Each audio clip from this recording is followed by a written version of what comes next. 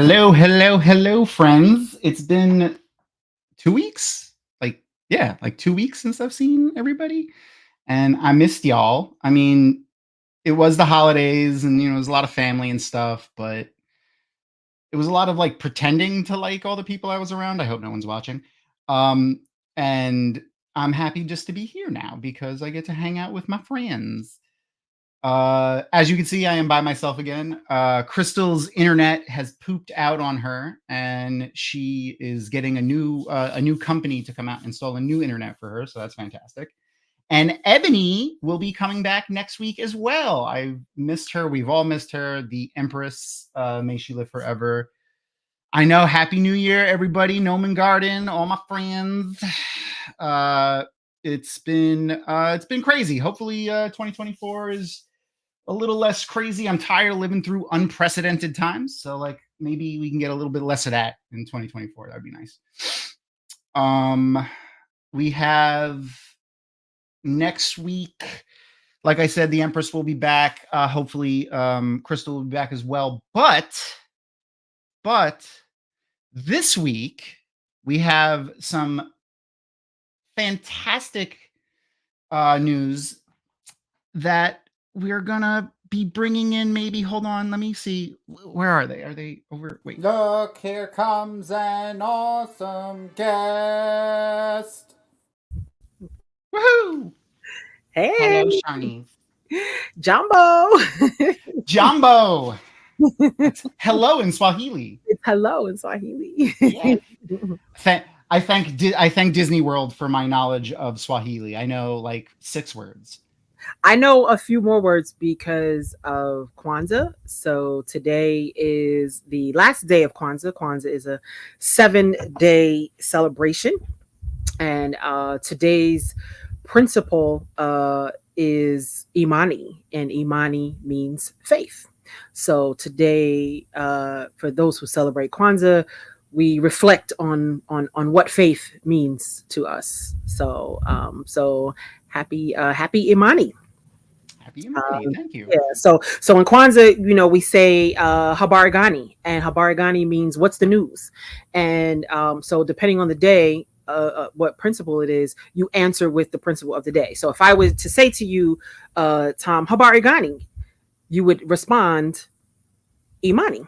Imani, because today's faith, right? Today's principle is Imani. So, yeah. And Kwanzaa is, if I remember correctly, and it's been a while, but it doesn't have a singular faith, right? It's not religious at all. Yeah, not religious. It's just faith, as in whatever you believe in. Yeah. So anyone, regardless of faith, can celebrate Kwanzaa. Yeah. That's awesome. I always remember seeing, because I'm from New York, so we would always see lots of, as well as you were also from New York. Yes. I am not currently living there, but growing up, I remember always seeing there was always Christmas trees, lots of menorahs, and then lots of smaller menorahs, which were the Kwanzaa like candle thing. Oh yeah, that's actually called a kinara. Kinara, okay, that's what it was. Yeah, it's called a kinara. It is a candle holder, but it's not called a menorah. It's called a kinara. Yeah.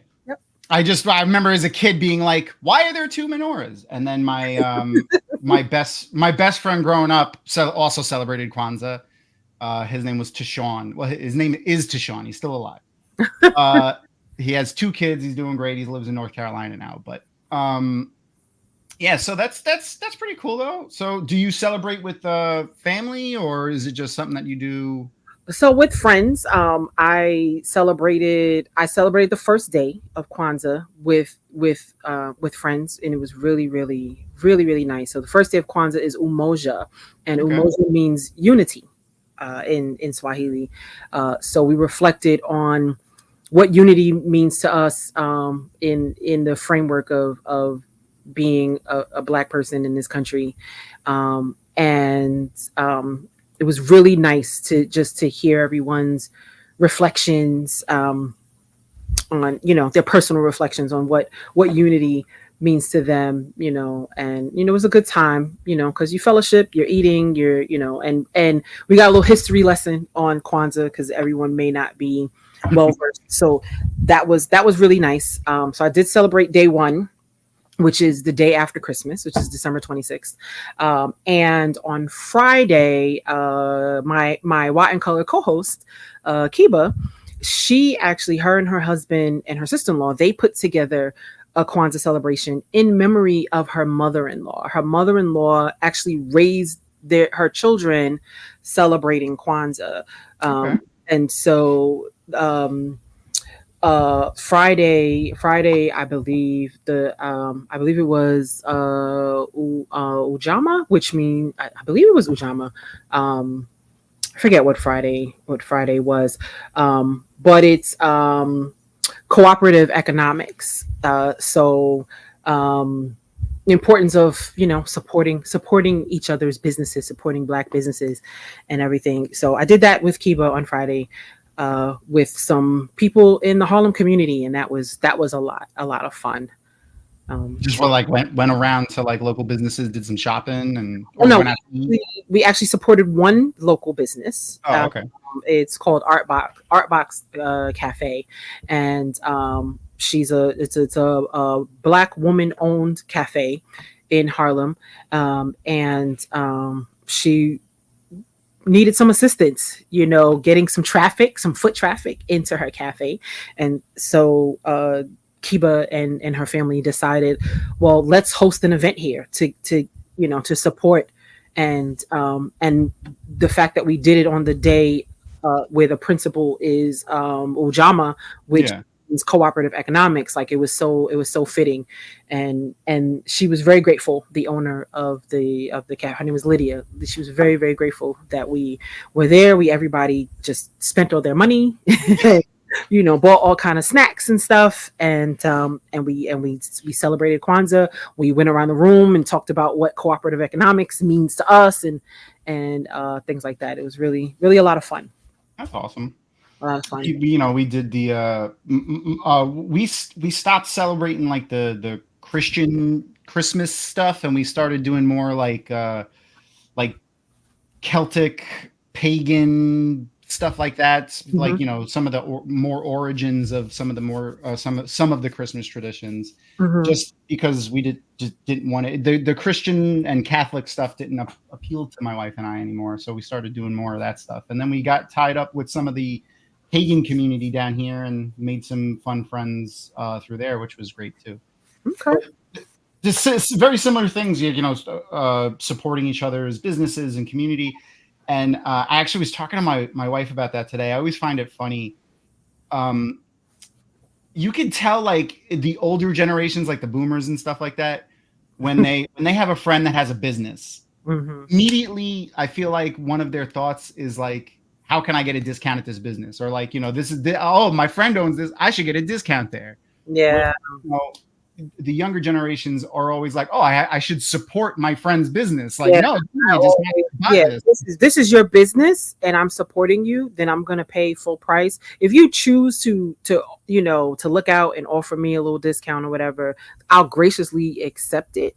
But exactly. I'm not going to automatically expect, like, if this is your business, this is your hustle, this is if this is your livelihood, I'm not going to expect, to get free food or free services or free merchandise. Exactly. When there was like an article. It was like someone's mother-in-law this woman was an artist, and her mother-in-law was like sending her friends to her, telling them that they would get free art from them for gifts for their and she was like, no, absolutely not. No. Astaru, no, there's so Astaru is like the organized version of the Nordic religions. Okay. But there's a lot of like, for whatever reason, the current and I'll use the term that won't get us in trouble on YouTube, the Yahtzees that are currently around in populations now kind of absorbed a lot of the Nordic stuff and some of the Astaru stuff, and a lot of the people that run like the official Astaru people are like a little crazy. So I tend to stay away from like the organized things, and I just kind of do stuff with my friends and my wife. Okay. But yeah. So speaking of things that I've done with my wife, no, we're not going to go that way. But one of the reasons that we got together and one of the big things that we do that started our relationship was the Wheel of Time. So, and reading in general. And when I was looking for links to post with your stuff for when we did the description for the article, one of the really cool things that I saw that you do is, and I'm going to share my screen now, this Mocha Girls Read book club that you have over in Harlem. Can you can you tell us about that? Like, what's Yes, absolutely. So, Mocha Girls Read is actually a national book club. We are a book club for Black women who love to read, and our tastes vary. So we read everything. We don't only read books written by Black authors or by Black women authors. We read whatever we want to read. But what's really dope is that we provide a safe space for Black women to come together and talk about these books through our own lenses. And back in 2017, early 2017, there was no chapter in New York City at all. Okay. The creator of Mocha Girls Read, she's in LA. And that's my profile, leadership team. Yeah. I'm a Mocha Girl, Guest Sharnise. So I started the Harlem chapter. And fun fact, my White and Color co-host, Kiba, that is how we met. She's been in my book club in the Harlem chapter since the beginning, the very first day when I had my meet and greet back in February of 2017. Kiba actually introduced herself to me, which was a big deal because she's an introvert. You know, most of us most of us nerds are. Some of us can hide it well, but I'm an extroverted introvert. People don't believe that I'm an introvert because I'm such a social butterfly, but I really am shy, everybody. Like it's true. Like I am. Do you just internalize all of it? That's what I do. Yeah, I do. And then when I finally come home, I'm just like, that was a lot. That was a lot. Replay the conversation when you made yourself look like an idiot, or you think you did, but no one else noticed it. That's at least what my wife tells me. But I'll work a room though. Socially, I'll be out there and I'm like, "Hey, girl. Hey, what's up? How you doing? Blah blah blah. Yes, come to my book club meeting. Yes." Da, da, da, da, da. And then I go home. I'm like, "Oh my god!" Well, sweating. Like, I feel you. I feel you really hard with that. Yeah, but I want to stay home for like a month. Yeah. So, but so that's where Kiba awesome. And we literally fell in love with each other, and she's my best friend now. All right. Well, if you're in the New York area, but is there other chapters? There are chapters all over the country, but we so you see it at the top. It says part of Mocha Girls Read 14 groups. So we have. Oh, okay. There are 14 chapters, but there we go. Red dots. Yeah, that's where we are. But thanks to the pandemic, we have virtual meetings every single month. So even if you are not 10,000 members strong, that's pretty good. Yeah, totally. Out of everyone who has signed up for Mocha Girls, we're over 10,000. But yeah, if you're not anywhere near any of those red dots, any woman out there interested in joining us, you can still join us. I actually host the first Saturday online meeting. We have 3 meetings every single month online, and I host the first Saturday meeting. All right. Well, I'm gonna make sure I have the description of the the link for Mocha Girls Read in and description. Click on our website. Like this is our meetup site. That's how you join. But if you click on our website, we got a lot of information on the website. We have our entire library of everything that we've read is there. We have sometimes we get sponsored by authors, so we'll have some advertisements for some authors. These are all books that we've read as a club together since 2011. Mocha Girls Read has been in existence, and we have been consistently reading books together every single month since 2011. I love N.K. Jemisin so much. Oh my gosh, I was so happy. Let me tell you, I was, because some of my local members, they like roll their eyes when I talk about the Wheel of Time, and they roll their eyes when I talk about N.K. Jemisin. So They were like, "Oh, we know you're happy we're reading N.K. Jones." I was like, "You are." And you will be too after you read it. Shit. Right. So what's interesting is sometimes we'll read books that I hate. You know, I have not loved all of these books that are here. Yeah, well, I mean, I've loved a lot of them.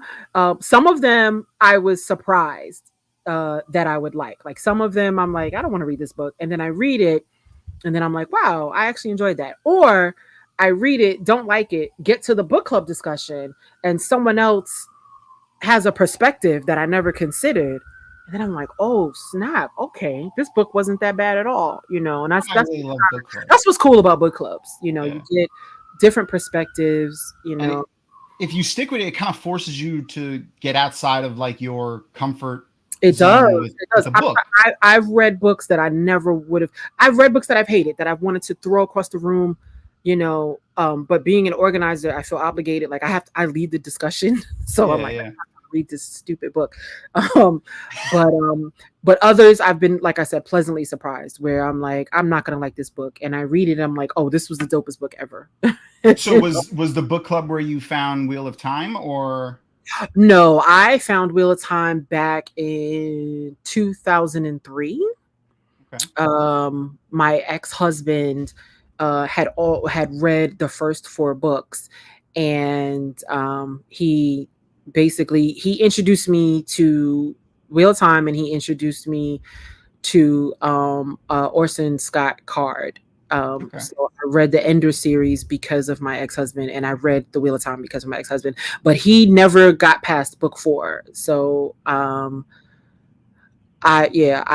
was telling you earlier, I read these books in a silo. I didn't know that there was a community of Wheel of Time fans, and so I read the entire series by myself with, you know, once I passed book 4. Like books 1 through 4, I got to talk to my husband at the time.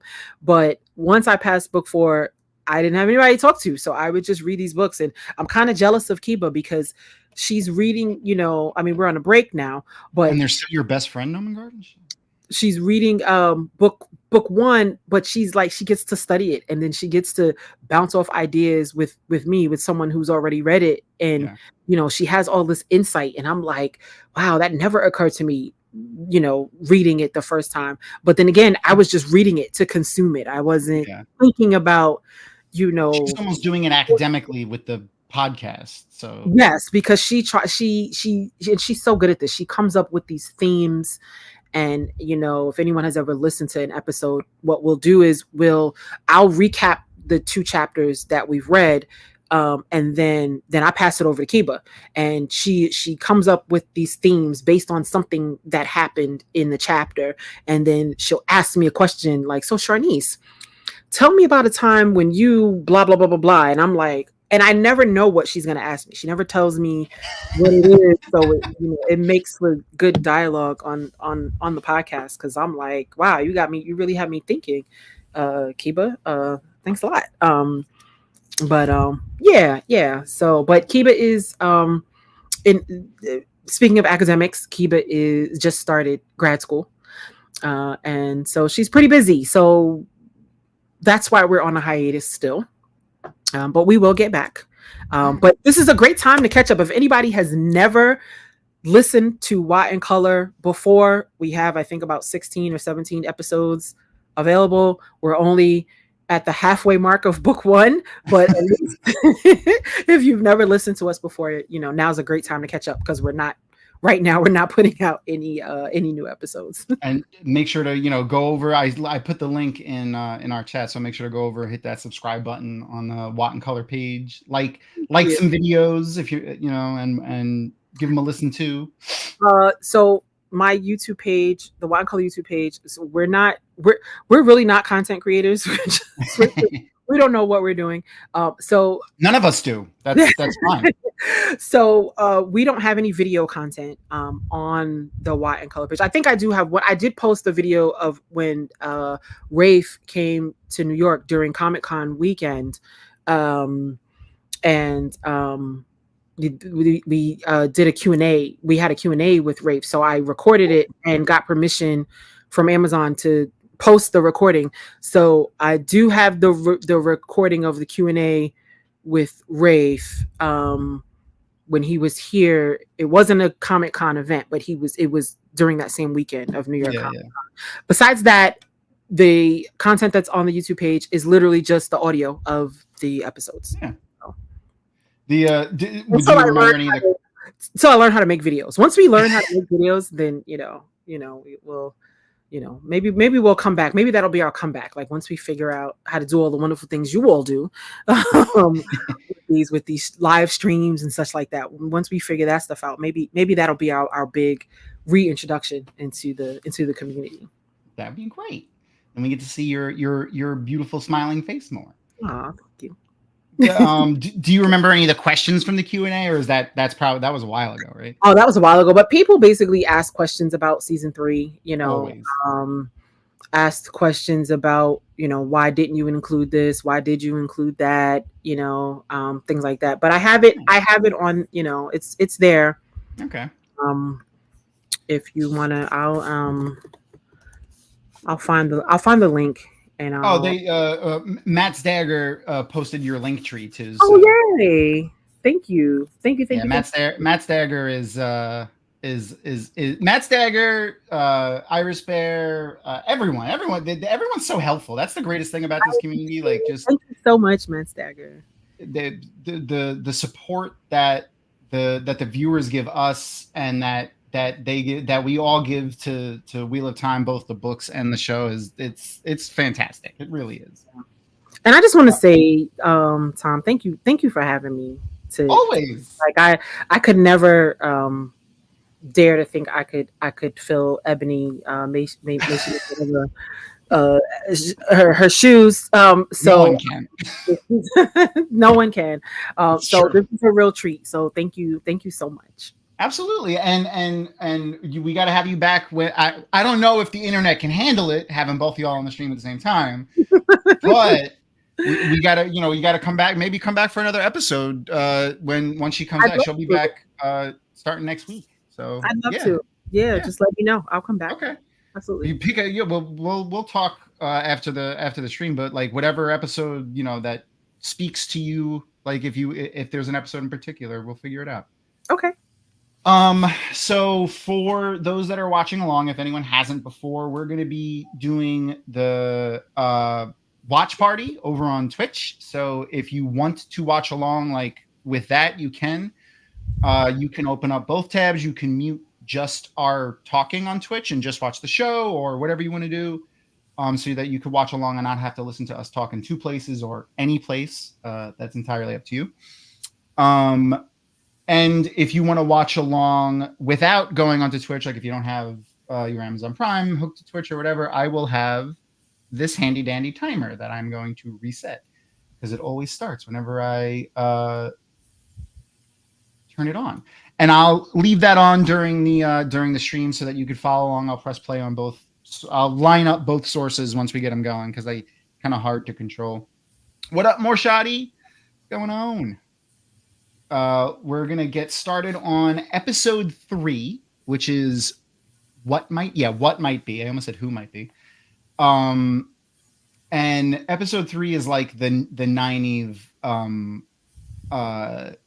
showcase episode. Like like 85-90% of the episode is her. Mm-hmm. So as someone and since Keep is not here, we don't have to be super non-spoilery, but let me get my spoiler tag back up now that we're not looking at that web page anymore. There we go. So we'll stick for the first part of the show as per usual. We'll stick books 1 through 3 spoilers, and full seasons, like full TV show spoilers. So we could talk TV show as much as we want, but we'll stick with just books 1 through 3 for now. Okay. And like I said, so since Kiba is not here, we could talk full 1 through 3. But if Kiba was here for future reference, we can. What I've been trying to do with this new with season 2, since I started the Wheel of Time, was we'll basically tailor the spoilers to the person who's on. Gotcha. So like we've had a couple of other first time readers as guests, and we made sure. That's good, Iris Bear. That's good. And we tailored basically the spoilers to where they were in the book, so that they could be here and hang out with us, but we don't spoil anything. But that being said, I love TV show Nynaeve. Like, forget about. I mean, Zoe's amazing. Like, she's fantastic. Incredible. But like just the writing, the character of TV show Nynaeve versus book Nynaeve, I actually prefer TV show Nynaeve. I have to agree with you wholeheartedly. Okay. TV show Nynaeve actually made me fall in love with Nynaeve. I was never a Nynaeve fan. I liked Endgame Nynaeve. Like, yes, absolutely. Once, later books, early post books, Saladar, pretty much. Yeah, early books Nynaeve. I didn't. So I was a very, very timid child, and I've been bullied, and I've been like bossed around and everything. And so when I meet people that kind of like have an attitude and they're kind of bossy, I don't really take well to it. And so the first time around reading, especially just in the very beginning, I immediately was like, I don't like this chick Nynaeve. Like, why she gotta talk to? Okay, you're the wisdom, but why you gotta talk to everybody like that? Like, you don't have to insult everybody with every time you say something. And it left a bad taste in my mouth, and it took me a while to kind of be okay with Nynaeve later on in the later books, as her arc develops. Yeah. But TV show Nynaeve, I completely, immediately I can relate to her. I understand her. I love her. I love her. And Zoe's just doing an incredible job. And it still feels like Nynaeve. Like, that's what's so different, but it's still, to me, it's spot on. It's all of them actually.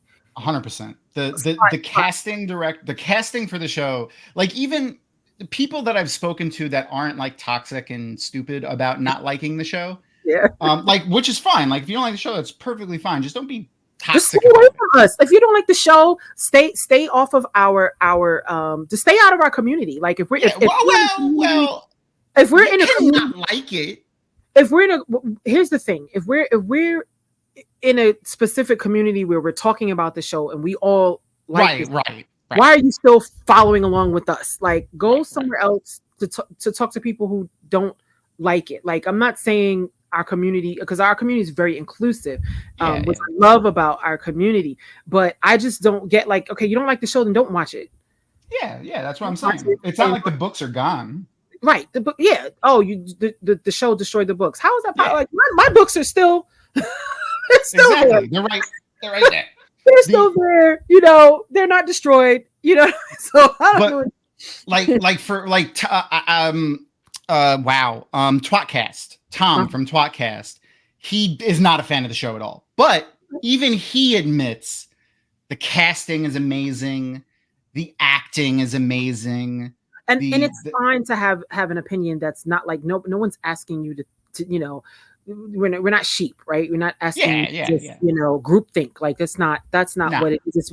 It's when you're constantly just being just disrespectful and rude, and if that's how you have to behave, then exactly, Matt Stagger, exactly. That's what I'm saying. That's basically what I'm saying. That's it. And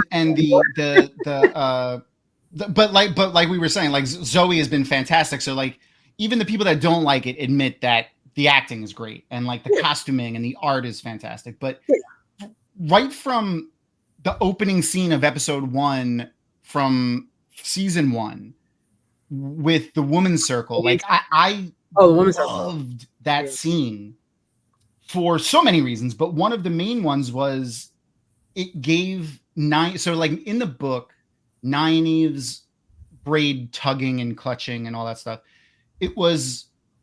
it had meaning to the character, but it was mostly, in my interpretation of it, was always like a security blanket of, this means I'm a woman, this means I have status. And also, like, when people would challenge her authority, she would kind of like grab it to be like, I I have a braid. Like, look, I have a braid. I'm a woman. Like, because women, when they get to a certain age in the Two Rivers, for those, if I doubt anyone doesn't know this, but if anyone's watching this, I'm saying that because in the Two Rivers, when a woman gets to like adulthood, they braid their hair. So in that opening scene, when they were braiding their hair in the TV show, she told Egwene, if you're ever feeling, scared or alone or whatever, she was like, just touch this braid, and each woman that was there was taking a turn with one of the braids. And then she was basically like, every woman that's here braiding your hair will be there with you, and every woman that braided their hair. So it's like, it definitely gave us a lot depth to that. It gave depth to it. Yeah, definitely.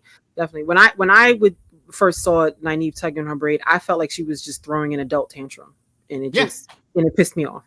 Just throwing a tantrum, it pissed me off. So yeah. But I love that we got that, because we don't get a woman's circle ceremony in the books. We don't, know that.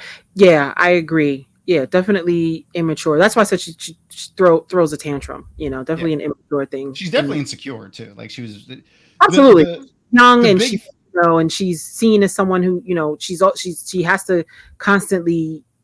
She's constantly thinking about the fact that people don't think that she belongs in that position because of her young age. The big thing for me was always that she would omit things that made her look bad, but even if it was to her own detriment or to others' detriment, which is what bothered me. Like, if you want to omit things and it hurts you, whatever.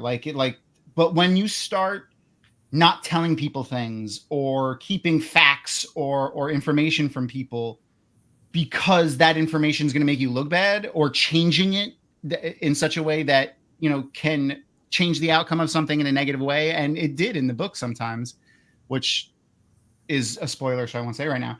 But that's one of the main reasons that drew me away from Nynaeve early on, until the lake scene with the barge was really one of her big breaking points for me. But we'll talk about that later when we could do full spoilers that we'll do at the end of the show, the last few minutes after we finish the episode. But speaking of the episode, we're gonna get started soon. So if anyone wants to follow along on Twitch, I think I gave everyone enough time to go over there. I'm gonna get ready to click start. There's a little bit of a delay, so I'll line up the timer and the episode as it starts, and I can see the time, because like I said, it's a little bit of a delay. So I'm starting the timer now. So if anyone is watching over on Twitch, you should start to see like a prompt that says, "We're starting a watch party. Would you like to join?" And then a timer, like a countdown timer, and it should be starting. I fully suggest that if you're watching on Twitch, or if you're watching anywhere that you have the option to turn on the subtitles, watch it with subtitles for the since we're doing a rewatch. And if you don't need them, or if it bothers you, I still suggest it, because there's a lot of interesting things that we catch in the subtitles.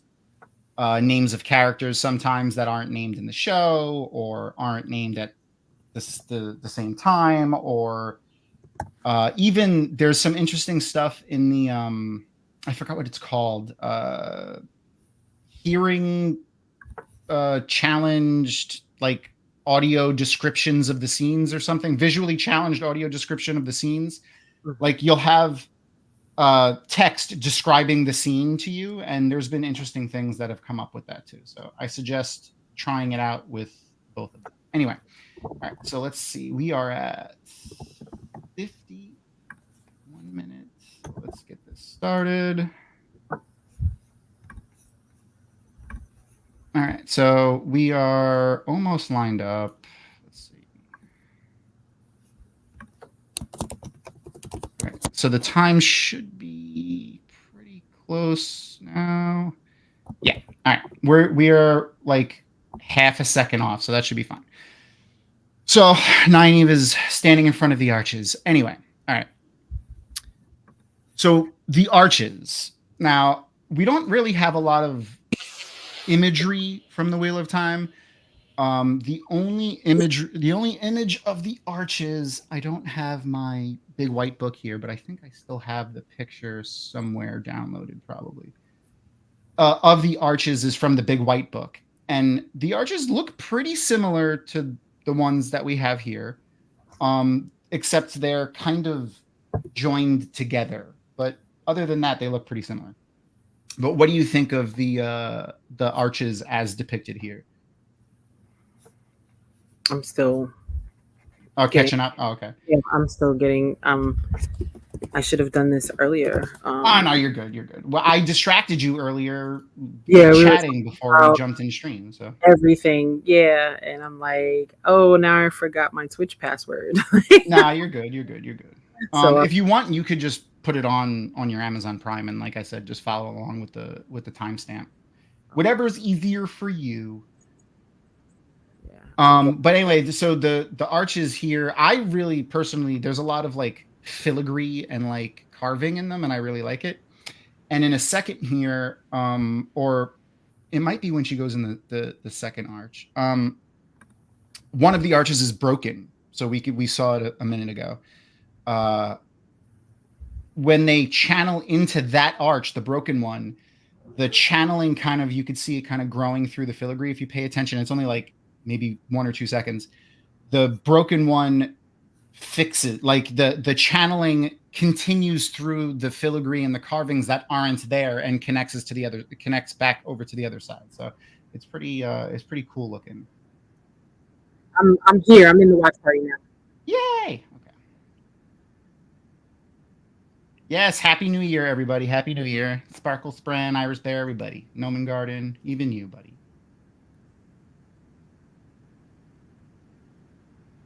Oh, I love and I've probably said it a million times, but one of the things I really like about the costuming with the Aes Sedai is the stark differences in not just the personal like cuts and color and stuff like that, but they look very culturally different. Like there's a lot of interesting styles, different cuts of cloth like silk and wool and different types of linen, but it's displayed in all of the Aes Sedai. I don't think any two are dressed similar except for maybe some of the browns. Oh yeah, okay, we're gonna see it in a second. So I believe it's the one that's on the left side of the screen when they're looking at all three of them. I don't know if we're gonna see it now or when she goes in the second arch. I couldn't remember, but you'll be able to see the arch that's broken on the top. The channeling continues and connects them, and it looks really cool. Yeah, there it is. That's it right there. See, now you can see that you saw like it grow and go together. I love the little things that they put into noticed that before. I didn't look at that before. There's so many little things. That's why I love doing these rewatches, because there's so many just tiny little things that go into these, and it's fantastic. So there's a lot of parts of Nynaeve actually that I prefer in the show over the book. I'm not going to say one's better than the other, but specifically her arch tests, I really think are way better in the show. So she has the idea of the tests for the arches is basically, and this was always my interpretation of it, but I'd love to know what is your interpretation of the reason why the Accepted are doing these arch tests? The reason in the show? The reason why the Accepted do the tests at all. Oh, at all? Yeah. That's a very good question. I think that if in the books they talk about how rigorous the training was, and it's almost like the arch tests prepare you for some of this. Yeah, okay, I can see that. It prepares you for like can you really hack it? Can you handle it? Can you handle this? And do you want to be how much do you want to be an Aes Sedai? Yeah. definitely. I think it's And, a great weeding out process. yeah. I mean, hopefully the weeding out ones are just they come out and they're like, yeah, you know what? Nah, never mind. Yeah, And not they get and stuck not in there and die. some people don't survive. Yeah. Their, and they clearly weren't ready for a hitting, hitting happen, and that's Yeah. unfortunate. But that's the risk, and you know the risk. And are you willing, knowing that risk? Are you willing to take it?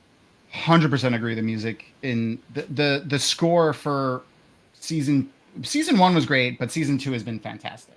Yeah. Lauren Michaels and actually another friend of the show who we've had a chance to interview a couple times. He's a really nice guy. His name is Nikol Kopulkar, Nick for short. But he's a composer and a songwriter. He worked with Lauren on the score for season 2, and I think he's doing season 3 as well. So yeah, really, the music has been fantastic. But what I always got out of specifically the accepted tests were basically like you have an opportunity to do something, either if it's from your past, your present, or your future, and you have to abandon it to go back to be an Aes Sedai. So you have to choose it. So like in the books, the first test she goes into, is it the first one or the second one? I think it might be the second one. No, it's the first one. The first one she goes into is her being chased through like a hedge maze by Bilal. Yeah. Or Agenor. Like, of course you're going to want to leave that. Like, why is that? How is that a test? Yeah. Whereas in the show, this test that she went into, that was sick. Like, just the whole, like, they're washing her clean and they're not, like, the pressure that she's going through right now of just, like, she fell out of that thing. She's got a cut. Immediately the water poured on her head. They're not listening to her at all. All right, get up, go in the next test. Yep. Zoe's amazing actress. But basically, this test that she's in is one of the most poignant things in her life that has happened to her. And in her view, maybe a chance to change it. Like, because she said earlier in an earlier episode, it might have been in either this season or season 1, that like she regretted just hiding in the basement while her parents were killed. Right. Now she could change it. She can go up there and do something about it, but she has to leave. So like that's such a better test, in my opinion, than being chased through a hedge maze by Bilal, which is what it was in the book. Yeah. And then even the second test in the book was similar to the one that she's going to experience right now, which is her going into the Two Rivers, and there's a sickness and except I forgot her name. Maybe Noman Garden will remember. Noman Garden's our resident like encyclopedia. He knows the small details. It was it was Agon. I said it was one of the two. The I think it's the wisdom from Terran Ferry or one of the nearby villages is now the wisdom of the Two Rivers, and she's terrible at it. And the feeling that I got from Nynaeve when I went back and reread it was that like it was less that the wisdom was doing a bad job, and more she was just upset that someone else was the wisdom. Right. Whereas here, she's like upset that the wisdom's doing a bad job and that the people are dying, but she's not mad at the wisdom because the wisdom is Matt's mom, and she's not really a wisdom. She's just doing what she can. She's just She's more upset at herself, which is like a better, I feel like, character building. Natty. Wow. I don't know why I couldn't remember Natty. But the, I really like the test here. I really like the writing. I really like what they did with them. I think they're great character building and great views into Nynaeve's psychology for the show. Yeah. Matt Stagger mentioned be steadfast. I definitely wish that every time. Yeah.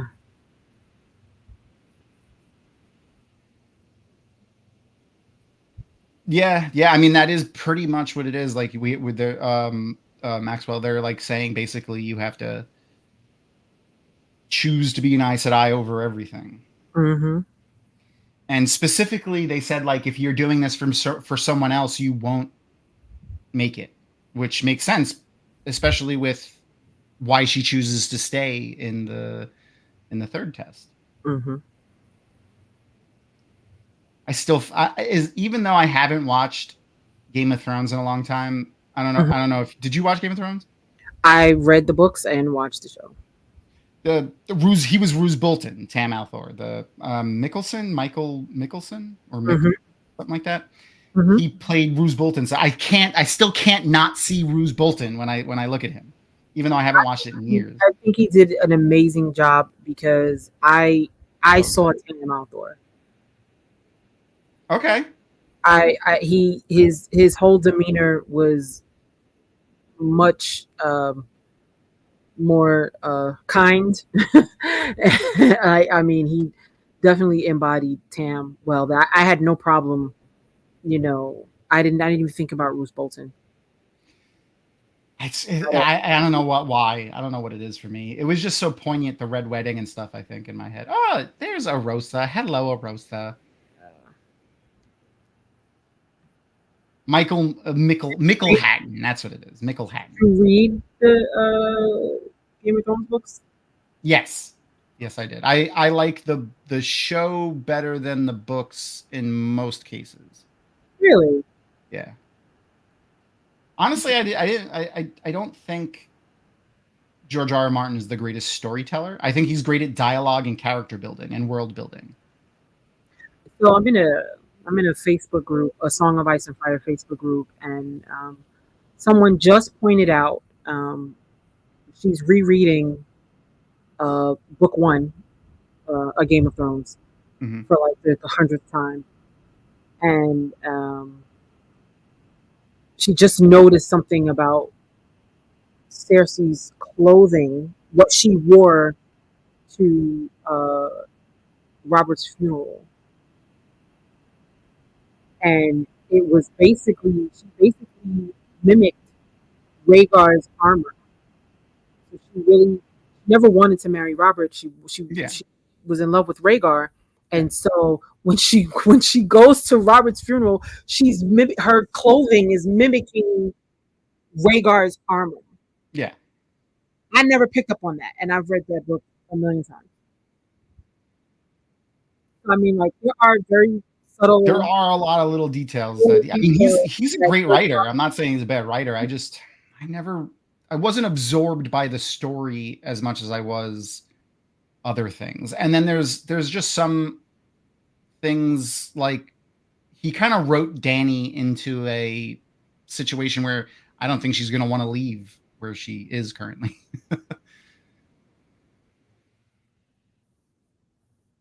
That I really want to know what happened in that test. What do you have any? I have no clue. I've seen some interesting theories. I wonder what chat. What do you think she had to do in that test? I wonder if she can't remember right now, but maybe we'll get like a call back to it. Maybe in a later season or something. Like maybe it's the scene from the lake. I don't know. Oh, Norman Garden just corrected me about Cersei not loving Rhaegar.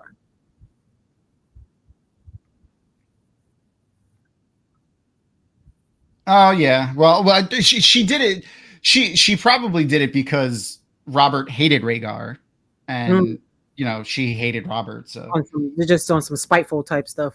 Yeah, I mean that's Cersei for you.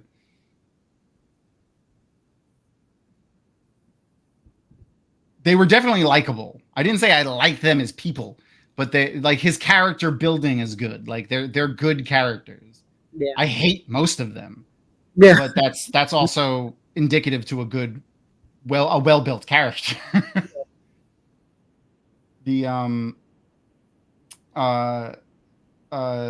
Here, you get a good shot of this. Brilliant. This was just brilliant right here. Like the set design is so great. Everything was. I was like, wait a minute, what is happening? And no, they did a great job. When did you pick it out? When it was revealed. I didn't. Okay. I'm not good. I'm not good at. I really suck at. at picking up on things, like, because I'm such a on the surface kind of person. I never Okay. read the lines. So I was just, the first time watching this episode, I was just so confused. Like, where are we going with this? So what is, like, so I was a little confused too. I didn't pick it out. I picked it out, but when she's on the road and when she meets Lan, not now. I was like, damn, all right, maybe they're changing more than I thought. when she meets Lan on the road, I was like, wait a minute. I did kind of, excuse me, raise my eyebrow a little bit. Like, wait, this doesn't make sense. If this is real, this doesn't make sense. Yeah, mainly because Lan was with people and now he's with nobody. So I'm like, Right. Yeah, that was really strange. yeah. So I was But like, I love this. Look at that shot too. The fucking set design is so good. yeah, Iris Bear. I'm so on the surface. Whatever you tell me is what I believe. Oh, Lan. Daniel Henney is such a good looking man. Yeah. This confused me, but I still wasn't like, oh no, this is still the test. That still didn't occur to me. Okay. That it was still the test. Mm-hmm. I didn't understand how he was, like, how was he here? His costume here, I remember picking it apart a lot when we saw the picture, because they showed the picture of this like before the season came out. Mm-hmm. And everyone was talking about how much it matched with his horse's costume, and like that wasn't a thing like with Mandarb in the earlier season or in like any of the other pictures. So people were like, this looks weird, what's up with this? And now that we know that it's that it was a dream or whatever you want to call it, But that makes more sense, I guess. Yeah. I love Daniel Henney as Lan too. He's fantastic. Oh my gosh, I just love Daniel Henney. Yeah. You got to listen to Maria talk about meeting him. Okay. She loved it. She thought it was hilarious. Be steadfast. They only said it once or twice. I've never heard "be steadfast" at all. No, she Did they say it? Sheriam said it one time when she came out of the second or first arch. Huh. I can't rewind it on the watch party, but she says it one time. They said it like 1,000 times in the book, and she heard it like every 5 minutes. Yeah. Criminal Minds is just a good show, Iris Bear. Like, I love that show. And yes, he is great in it. I was gonna name White and Color "Be Steadfast." I was trying to think of like Wheel of Time names. And now Leandrin is technically responsible for another death. Yeah. Novice's death. Mm-hmm. They aged up Sheriam a lot too. Yeah. And like it doesn't change much for me about the character. Like in the books, Moiraine and Sheriam were close in age, and obviously that is not the case now. So but I don't see it being like that big of a like impact overall, having aged her up like they did for this. So that was a 20-minute cold open. Mm-hmm.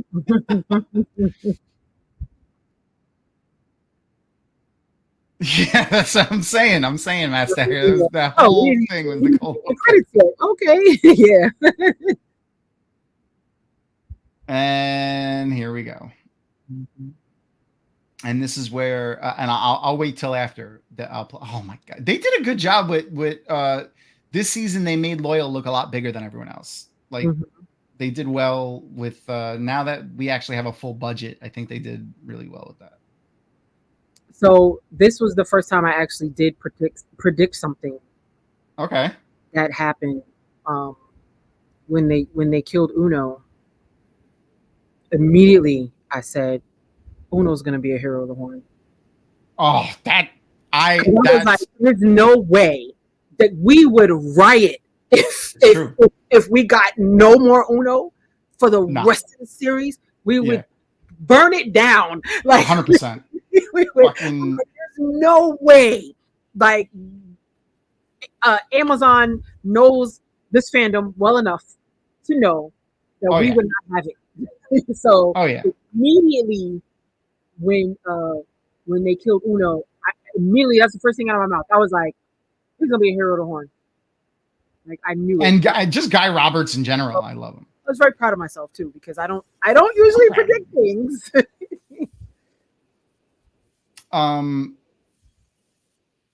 The Miri. Oh, is that the that's the Shanshin Damane, right? I think. I think she does great. I think she's doing fantastic in this role. I kind of wish that she was. I can't say that yet. She was a different Damane that we see later on, who ends up having a bigger role in the series. But yeah, no, she's playing somebody else. So one of the big changes that they're doing, which is what she's doing right now, is that not every person can sense that another person can channel. Yeah. It seems to be like a talent that some channelers have and some don't. And that's what she's doing right now. But I thought that was an interesting change. Yeah.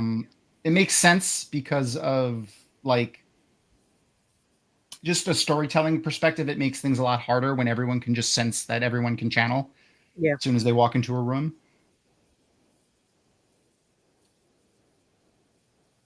Yeah, that's true. I mean, that's probably why they cast him in the first place. But his wife is still going to be there, so.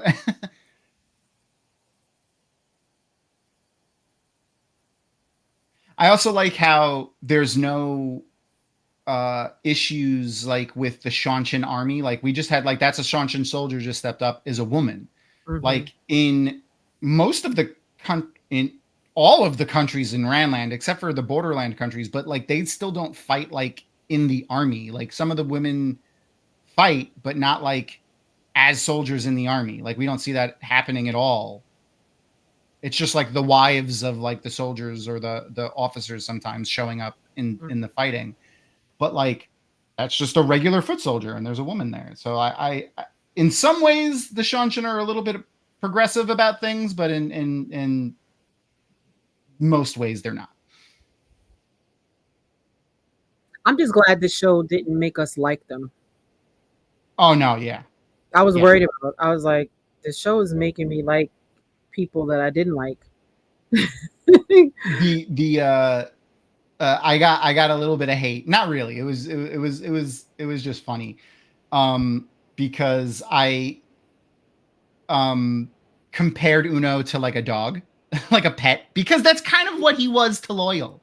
I was like, what you have to do to make the audience hate a character or people is kill a pet, kill the dog in a TV show or in a movie. Then that person's the villain. So that's pretty much what they did here. They killed the beloved side character. I wouldn't necessarily.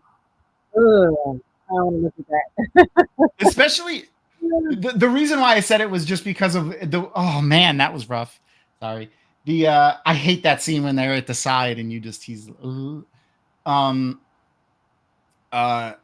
his relationship with Loyal is like, because it's very similar to Han Solo and Chewbacca, and that's really like the joke I was getting at is people always call like Han Chewie's pet dog because basically, this and the same as Ogier, Wookiees live for hundreds of years, and this yappy little human that is running around, he'll be friends with him for like 5% of his life, and then he's gonna die, and that's pretty much like that's what pets are for us. So when they did the relationship where they were joking around with Uno and Loyal, that's immediately what I thought was Han Solo and Chewbacca. That's horrible, Iris Bear. I love it.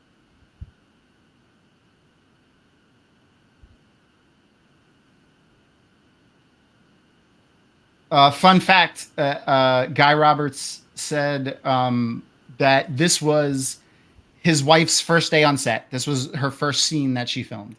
Wow. And for those who don't know, she was playing the voice there, who gave the order to kill him. So that was funny.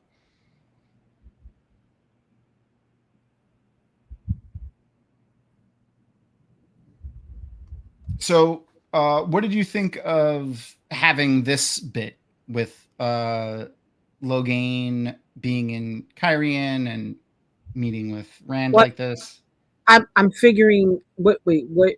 How far are we going? How many books? 3. Okay. So I can't say. Okay. All right. So we'll say I'll make a note. I'll bring it back up when we get to the last bit. Yeah. Because so for So he anyone needed. that He hasn't heard me needed. say it, the last 10-15 minutes we'll go full spoilers. He needed a teacher. Right. Yeah. Yeah. Do you like him as the teacher? Yeah. I'm not mad at it. Because I enjoy. I'm enjoying getting to know Logain. We don't get to know Logain like this in the books. Yeah. So this was kind of cool for me.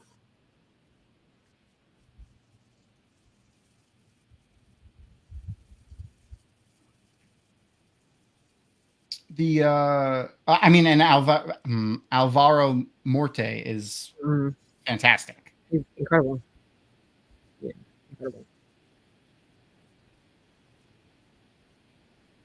So I still don't think we know for sure if what he saw in Rand was his Tavaranness or he's holding the one power, right? I still am not 100% sure. He doesn't really say exactly there. He just says that he was shining brightly. So is that not his talent? Well, we don't know.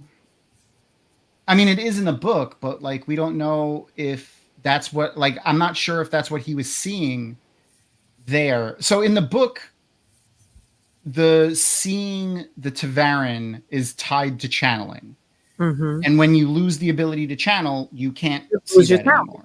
You lose your talent. Whatever your Yeah. talent, you lose it. But he already can't channel at this point, so he could see it. Yeah. But we do know that you could still sense. Can he still see the weaves? Couldn't he still see what?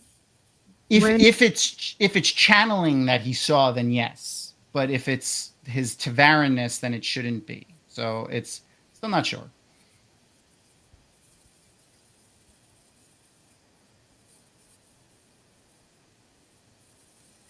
Yeah, not all the Damane can sense each other channeling, but it seems like in the show that they're making it sensing channeling is not something that every channeler can do, where it's like, you know, if a woman is in a room with another woman who can channel, they just don't immediately know. Yeah. We got to see a Gleeman cloak finally, even if it's only for like 5 seconds. And the hunt for the horn being announced. Mm-hmm. Just no Tom, which is a little sad. I was gonna say I kind of miss Tom. Yeah. I'm glad that we know for sure that Alexander Willem will be back for season 3, though. So that's exciting.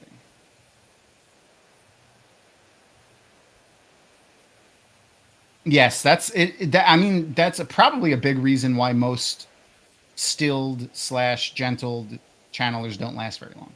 Mm-hmm.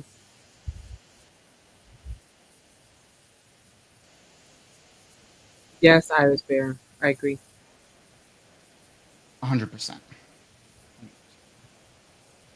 I love something that I've been noticing doing these rewatches, and then when we did the what did he call it, Matt? When Innkeeper Hatch over at the Dusty Wheel, he did his farewell marathon with, you know, looking at all of the Lanfear stuff. Yes. Having watched most of that and seeing, you know, a lot of Lanfear stuff and then coming back and seeing this, you can really tell when she's putting on another character. Even not just the actress herself, because Natasha O'Keefe's amazing, but like Lanfear. Like right now she's playing the innkeeper. Like the way she holds her face, the way she smiles, the way she talks, the way she walks is very different than when she's Lanfear. Right. And then also very different from when I think of her as Mirren, like when because there's a few times when she's very vulnerable with Rand, where she like slips and isn't guarded and isn't playing a role. Because she's seeing Lews Therin. Yeah, yeah, and there's distinct personality differences in the way that she does a lot of her mannerisms and stuff. And I think that, I mean, obviously that's a huge testament to Natasha O'Keefe, but also, you know, any direction and anything that she got for this, it's fantastic. There's a lot of little things like that that go into the character arcs in the show that have been great. Such a shitty way to tell her that your friend is gone. Right. Out of respect for you. Mm-hmm. Damn. Look at that face too.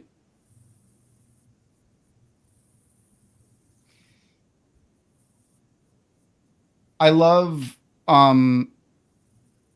Elaine too in the show. I think Kira Covini is doing a great job. Yes, Iris Bear. I'm sorry I suck at my job. Yes. True story. She's like the worst school mom ever. Mm-hmm. Oh, gee, thanks. Yeah, thanks. Bye. I just packed all her shit up. Here's her empty room. I'll just leave you standing here now. Yeah. Yes.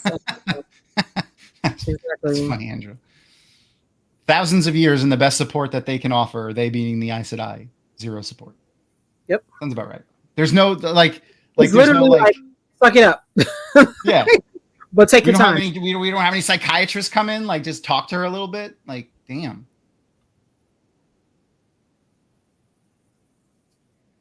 And here I am staring at the woodwork on that door. It's incredible. It really is. I was like, I want every door in my house to look like that. Yeah. As Madeline's sitting there hysterical. Right.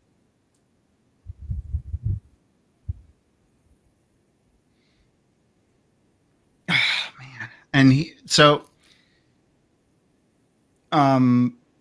Donal, I love Donal. Mm-hmm. I liked his scenes as Matt, like here and early on, but for me, she has a very distinct face. I mean, she's beautiful, but you would never confuse her for anyone. You're like, oh, that's Kate Fleetwood. Mm-hmm. And I think she's great as Landrin. But for me, I wasn't sold on Donal as Matt until he met up with Rand. When the two of them meet for the first time, they instantly had chemistry and were so cool. So the bond was very evident there on camera. And I think that's when he was with Min, I kind of saw it. His face. There's a face that I don't know if I have it still. I had a picture of the two of them when they hugged for the first time.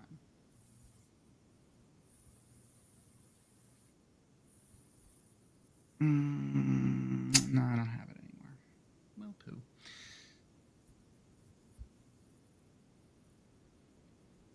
She's got such a piercing gaze. Like, look at her eyes. Oh, God. And it's so funny too. So we've had a oh yeah. He does give some pretty good nicknames. I've seen, yeah, definitely. Sister Strongjaw is great. Mm-hmm. The whatchamacall, we had the opportunity to interview Kate Fleetwood a couple of times, and it's all over on our YouTube channel. Go check it out. I'm bad at plugging our stuff, so Yes, we have a YouTube channel and a TikTok. Subscribe, comment, share, like, click, all the buttons, and I'll do all the things. But she's so different than Leandrin. She's so nice and funny and upbeat and bright. It's Yeah, Book crazy. Leandrin was just empty and just evil for no reason. Yeah, that's something I think the show has also done so much better is Oh, flesh yeah. out the villains. Yeah. Yeah. Because I can't believe that people are just villainous just for the hell of it. You're right, Matt Stagger. That scene when he was like, and then like he was counting the steps and stuff. Yeah, that was so Matt. Yeah, I laughed. I definitely laughed out loud. Yeah. It also made me think though of like his analytical nature, like his because he's counting the steps, like that's something that he's done. And I thought that was I might have been reading into it a little too much, but I thought that was also pretty cool. I totally agree. It's just in the books they were so one-dimensional in the sense of like it's either I want to live forever or I want to be uber powerful or both. That's it. Yeah. So Leandrin seemed upset at Nynaeve dying. Now I think she was upset. But do you think she's upset because she was like upset that Nynaeve died, a powerful female channeler, blah blah blah, and she's young, or do you think it was like, shit, I really wish I had the chance to recruit her to the Shadow? The latter. Okay. I'm saying, like, what Ogier can't invest in railings when they're building a freaking 1,000-foot tower?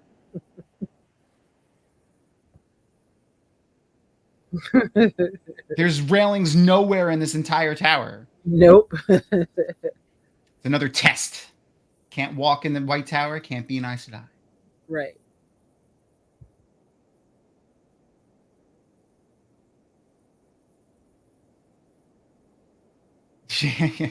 That's funny.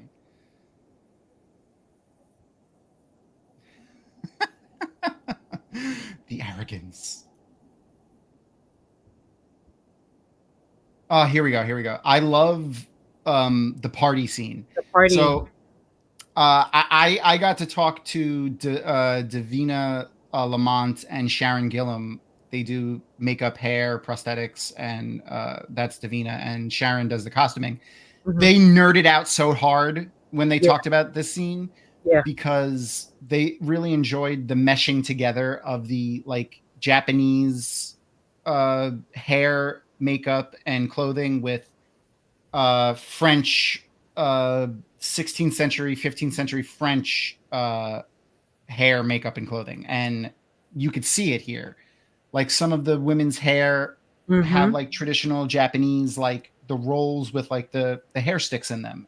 And then also parts of it have like her hair where it's like, very ornate with twirls and jewelry and stuff stuck in it. And then, but she's wearing like almost a kimono with a French style dress underneath. It's really interesting what they played with this. I really liked it. Rand's coat though? Oh yeah. Gosh. Oh, and so I made sure to mention to her how much we loved the coat, by the way. Oh my gosh. I made sure to tell her. This coat is perfect. Davina and Sharon did a live stream just before they did their press junket with all of the people. And the chat was going crazy. Tell her how much we love the coat. Tell her how much we love the coat. And whoever was interviewing her never mentioned it. So I made sure to mention it when I talked. There's a lot. See, like right there, that woman in the front, you could see like there's a lot of Japanese influence, especially in the hair. But then her dress was very French.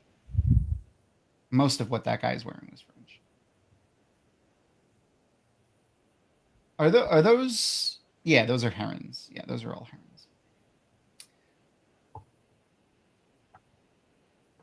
I also like the aging up of her sister. I thought that. I mean, aging down of her sister, making her Yeah. her younger sister. I liked that too.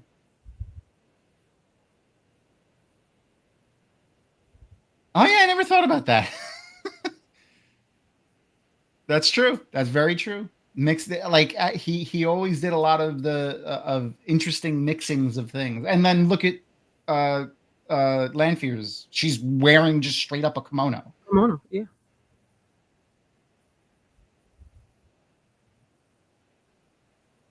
I love how Deus Damar is just happening all through this party. Yeah, and we got the nod to some of the stuff from book 2 with Rand burning the letter and everyone like questioning into they peppered that stuff in pretty good. Pretty good.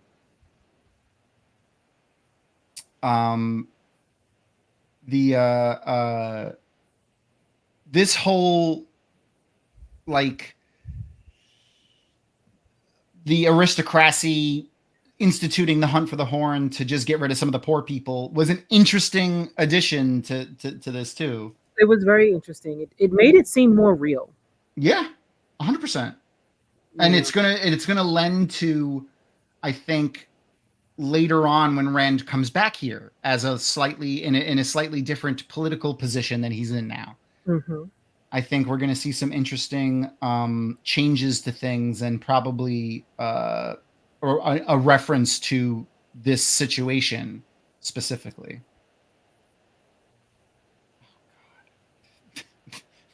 The puns tonight have been really on point. You and Iris Bear tonight have been. God, Roman Garden. I love it.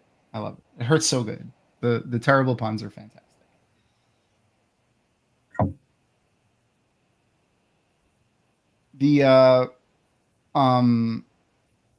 I think they're gonna see. Personally, I think they're faking us out with Logain.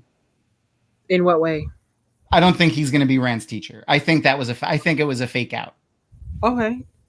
Do you think that the teacher that he actually has in the book is going to be the teacher? Yeah. Okay. Okay. Maybe not in the same exact way, but I think so. And we'll talk. I'll bring that. I have that written down already to for when the episode's over and we do full spoilers. But I have thoughts on season 3. Do we think Logain taught Rand the arrows of fire? I mean, maybe, but at the same time, I mean, like, it would be hard for him to teach him really anything, seeing as he can't channel. And then we would have to assume then that would mean Rand did some teaching with some learning with Logain, off screen. Which I think all of the times that he meets with Logain we see, which are these couple of times, and that's pretty much it.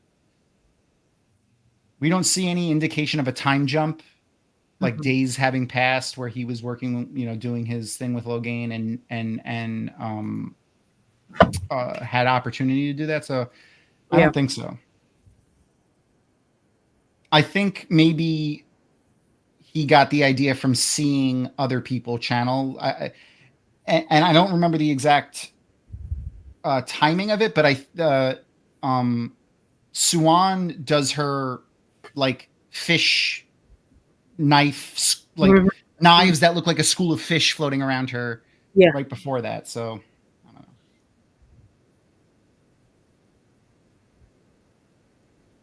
Oh no, yeah, but then he does the arrows of fire like no. I think that's where he got it. Yeah.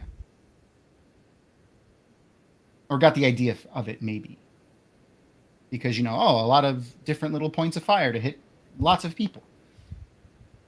He pretty much does that, so.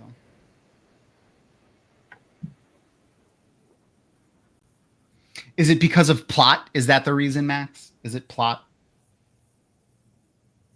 That's talking to other authors about Wheel of Time and like some of the things within it, like Tavarin is really funny because Tavarin is basically just plot armor. And like when you need a character to do something, it's just like because Tavarin. And I was talking to Jen Lyons, who's another Tor author, fantastic author. I love her books. And she was like, "Yeah, it's genius. You built it. You built the plot armor into the story, so it's not even like, jarring when you use it."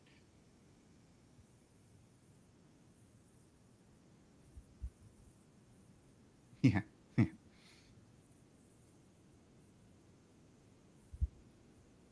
Yeah, maybe a little bit.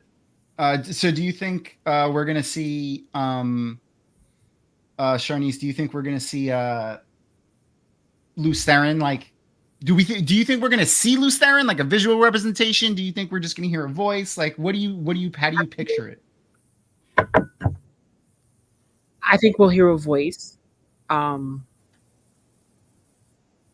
since we have a Lews Therin, An actor. an actor, yeah. So yeah, I think it'll be both.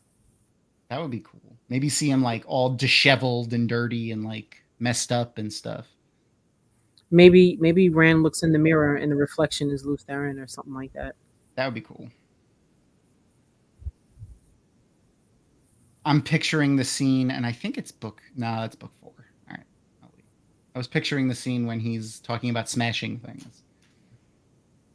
I always laugh at that scene really hard. It'd be cool if we get them on screen. I kind of hope we do. Yeah. Oh, here we go. My boy. I love Marcus in the show, man. Perrin, for obvious reasons, was one of my favorite characters. I mean, I have his hammer, but Marcus is so great as Perrin. I mean, I pictured Perrin as being a little bit thicker than Marcus is, but Marcus is a big man. Like, he's not a small dude. Yeah, he's already a big dude. Yeah. I mean, the description of Perrin in the books is a little unrealistically big. Like, he's like, weirdly huge, like inhumanly, like Conan the Barbarian big, which you don't get that way unless you work out for 10 hours a day. Right.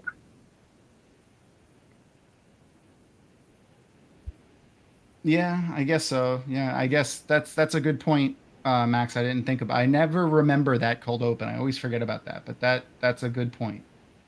When we saw the other male channeler with his imaginary friend. Yeah. I know, he's always touching people's faces. Yeah. Especially with their COVID restrictions. I'm surprised. He's so thirsty. I also hope this is not the end of Ferris Fairs. Like, I really hope Ferris Fairs comes back. He's so good as Ishamael. Like, I pictured him more as an endgame Ishamael, to stay spoiler free, but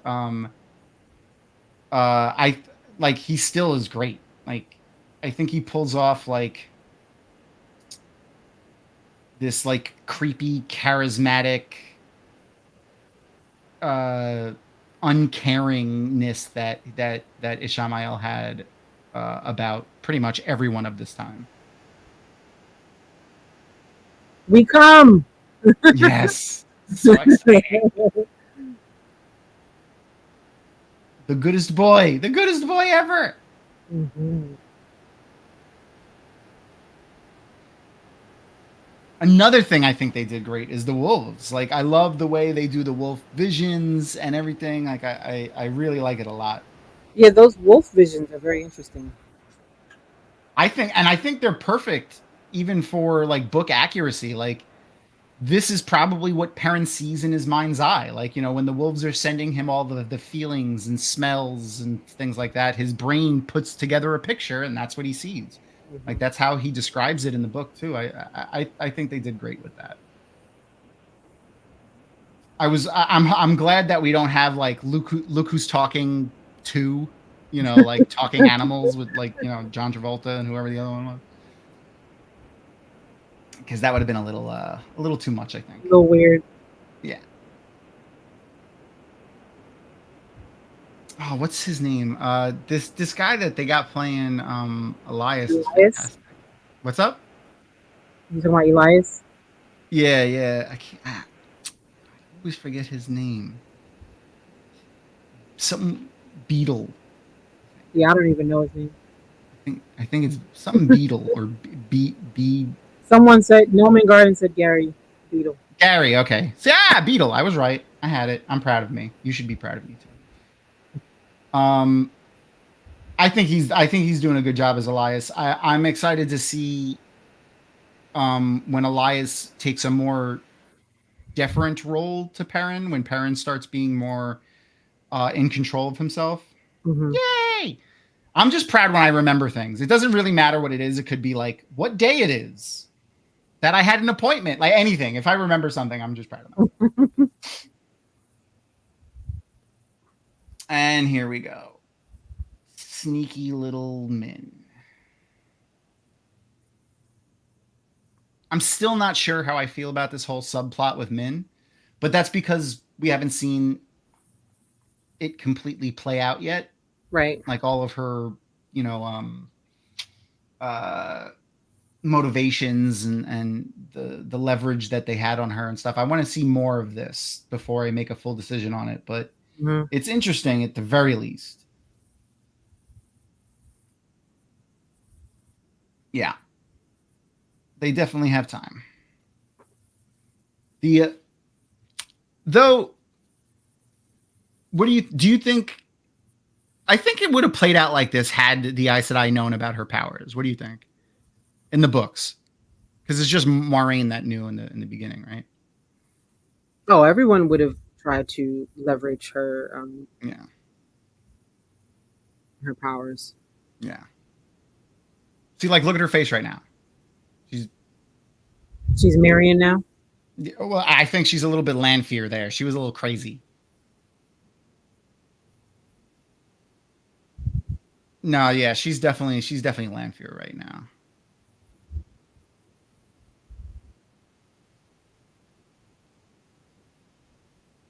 When Rand says, he says he loves her at some point, doesn't he? Mm-hmm. Yeah, it's that point is definitely a point when she slips. When he gets angry, also, she likes that for whatever reason. Yeah, there it is. There it is. Now she's Mirren. You can see it in her face. She's so much softer, you know? Mm. And it's it's probably the power, you know? Because that's what she's attracted to. Yeah.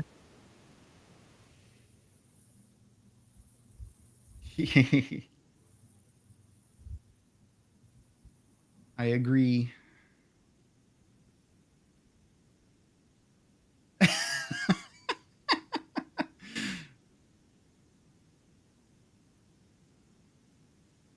So how many of the people that work at this inn / around it do you think are dark friends?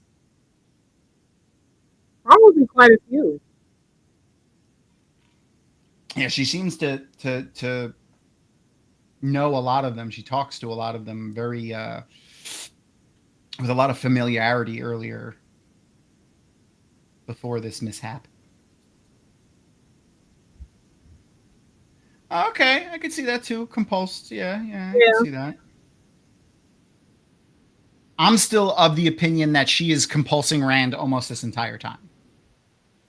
I don't think so. I don't think she wants a compulsory. No? Okay. I think she wants Rand to come to her on his own. On his own, all right. I mean, I could definitely see that too. 100%. I don't There's think just a couple of scenes where I'm a, like,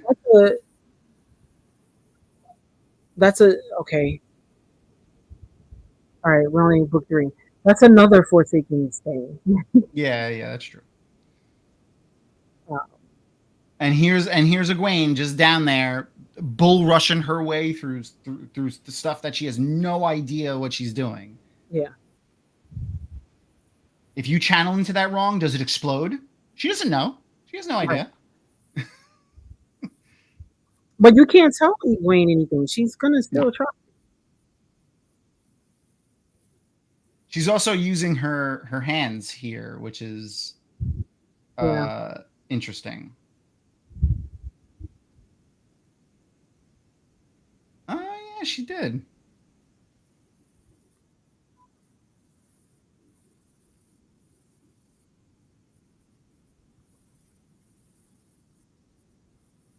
100%.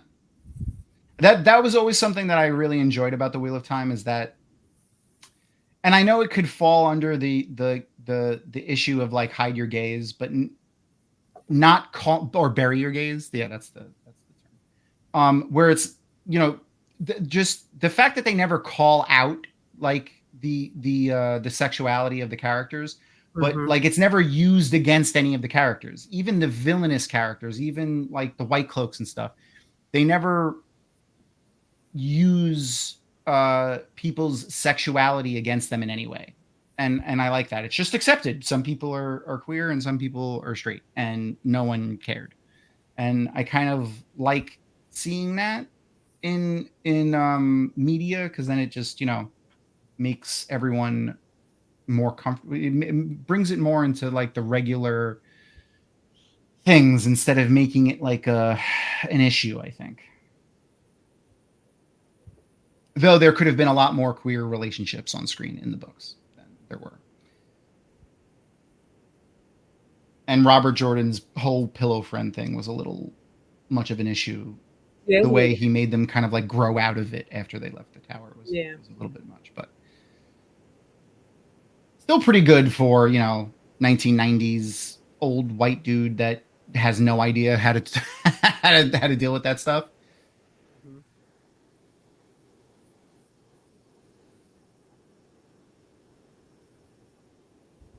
Yeah, 100%.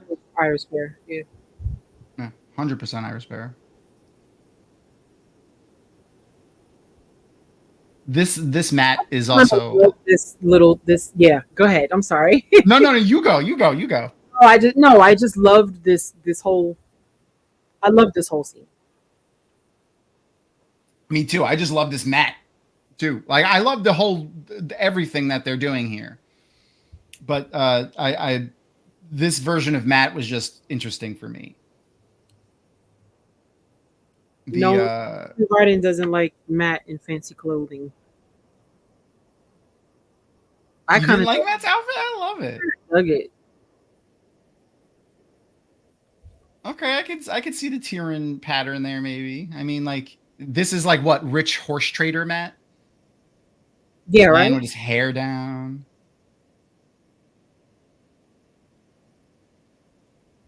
And the way they talked about channeling in the books, in the accepted test, was like you shouldn't do it because it's dangerous.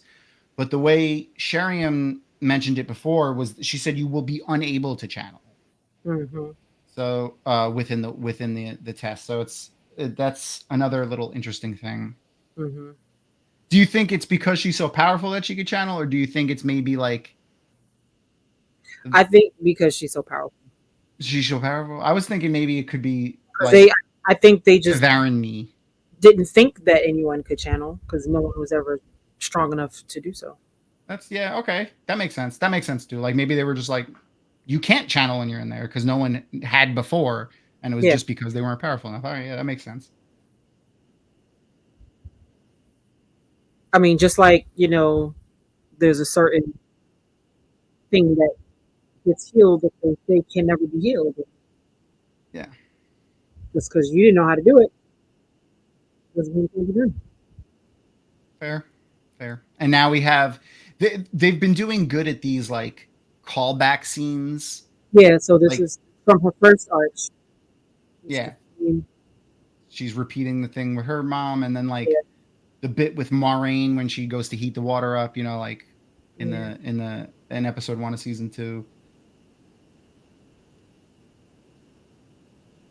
I like the Trollocs too.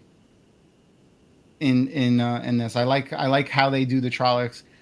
The Xbox graphic Trollocs that we're gonna get in a second are a little bad, but the practical effects on the Trollocs I think are great. You have to forgive me, by the way. I'm gonna be yawning now because you're good. It's getting late, but we're getting there. Yeah. We have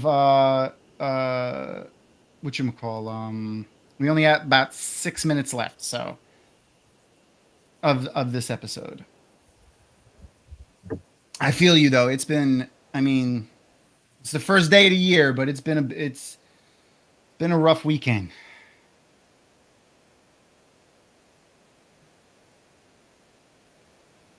So she lived what? How old is that kid? 6, About 7? 6 or so, yeah. Yeah. So she lived 6 But years. in real life, it was only like A days, couple hours. Or day, maybe, right? maybe a day. Because like it was daytime, and I mean, I guess Egwene could have went there that night, like the same night that she got told, but at the most a day, and they said time goes differently there, so yeah, that's a lot psychologically. Like I'm hoping they expand on that more in season 3, like they touch on something with that. I love that baby girl could see the arch. Mm-hmm. Because Lan didn't see it before. So Nope. see, I thought maybe that this was like the pattern trying to tell her, like, get the hell out of here. I need you out in the world doing stuff. Like maybe like her, like she is a Tavaran. I've always been of the opinion that all of Love the that Emmons she Fielders still are tried to Tavaran. take the baby with her. And then there she is, not there. Her face when she notices that she's not there too is there she is.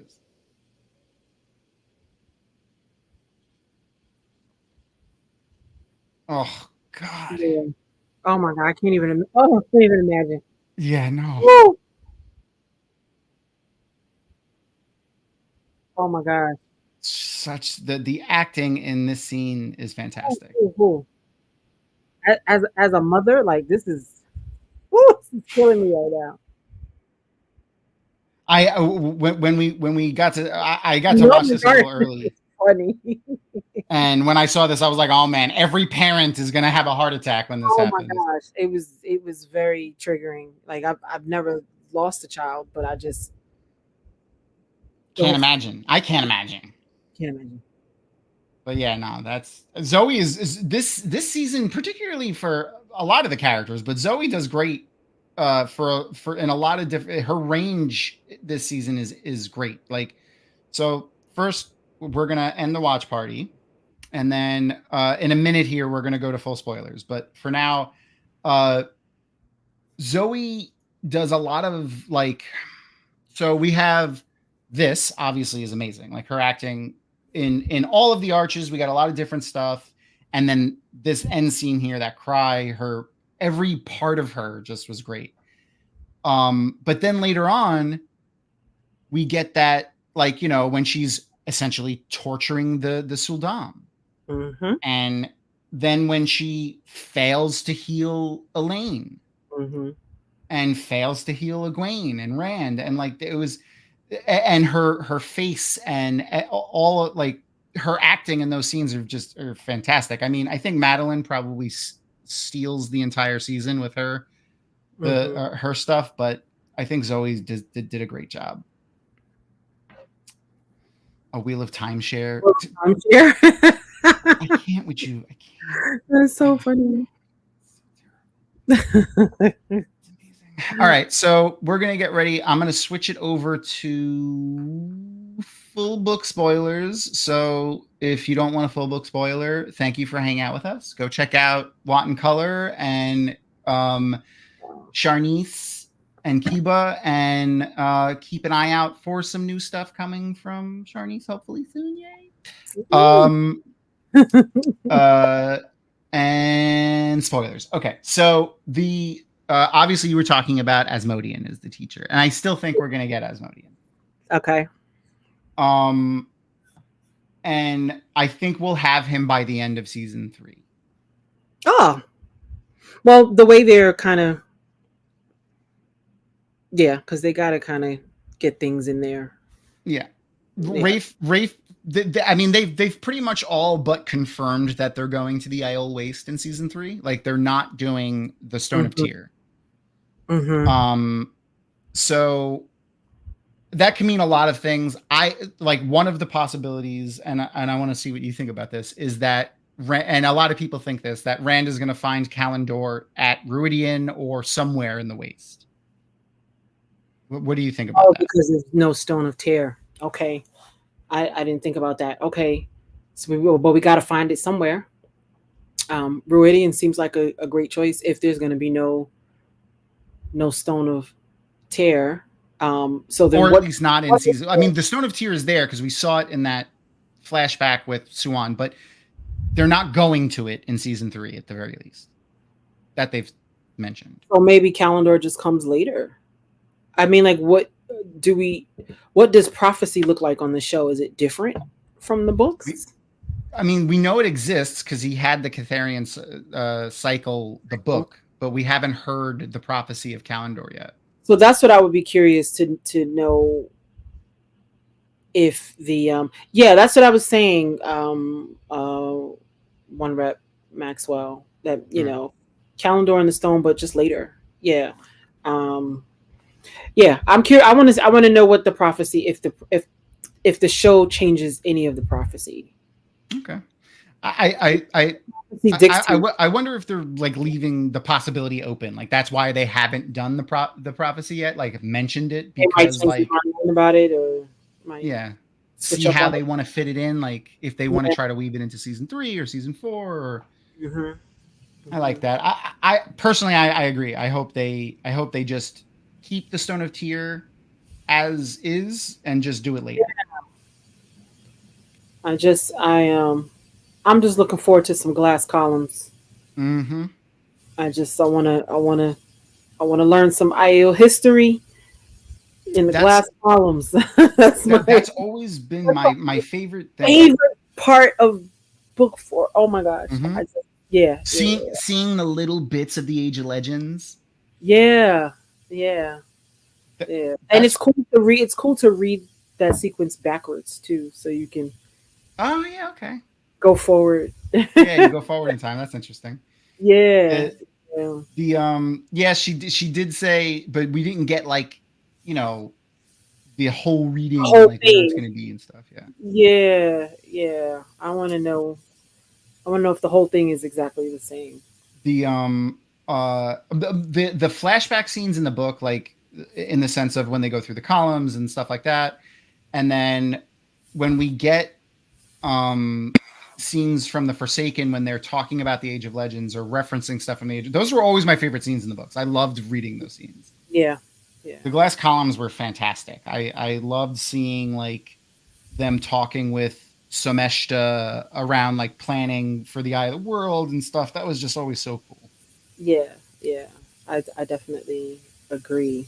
But I'm glad we did this rewatch. I haven't really done a rewatch of the show like in its entirety, just like bits and pieces, and so there were lots of little things that I forgot about.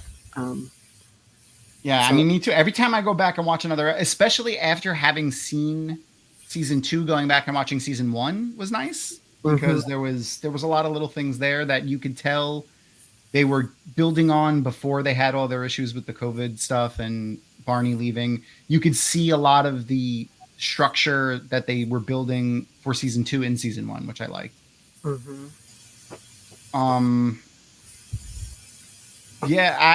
I hope we get to see more on the Aiel and the Tinkers and the columns. That would be really nice.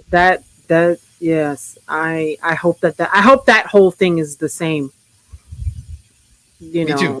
As far as though I guess we won't see Someshta because no Nim so far, or at least so far in the show, we haven't there haven't been any.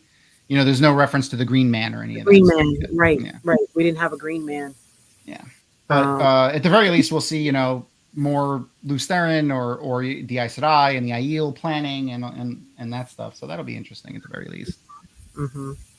And maybe some actual fighting from the War of Shadow would be pretty cool. The what else? So what else did I write down? I wrote the Damane I also wrote down. But I didn't write down her name, and now her name is the really powerful Damane that's like more powerful than Nynaeve from the book. What was her name? Someone will tell us in chat in a second. But I was hoping that would be who Miri was, and Olivia. Thank you, Noman Garden. I was hoping that Olivia would be who that Damane was and not Miri, the one that was pointing out the channelers in that scene. But que sera, it's not. I mean, they could be if they combine them, so that makes sense. Irish Bear. Could be. Yeah, it's true. Yeah, like we just find out she's 400 years old. Like that would be pretty sick. That would be pretty sick. Yeah, Someshta and the Nim are an easy cut because they're only referenced one time, and you only see them on screen for like a handful of pages, and it's an easy thing to cut. I was really hoping for like a Swamp Thing reference or something. That's always how I pictured him looking, like the Swamp Thing. That's how I always pictured him. Do we think we're gonna see some steading and Oh, I hope so. And are we gonna see Loyal's family, and is it gonna be any more Ogier? Yeah, I hope so. Yeah, I mean, even if we see like some Ogier gardeners, like the Shanshan Ogier, just more Ogier. I want to see just like just different Ogier, how they differ in look and stuff like that. And hopefully we get to see some tufted ears, twitching ears and stuff. Yeah. Sexy Aerith ears, yes. Yes. Oh, Rand, did you see her ears? Yeah.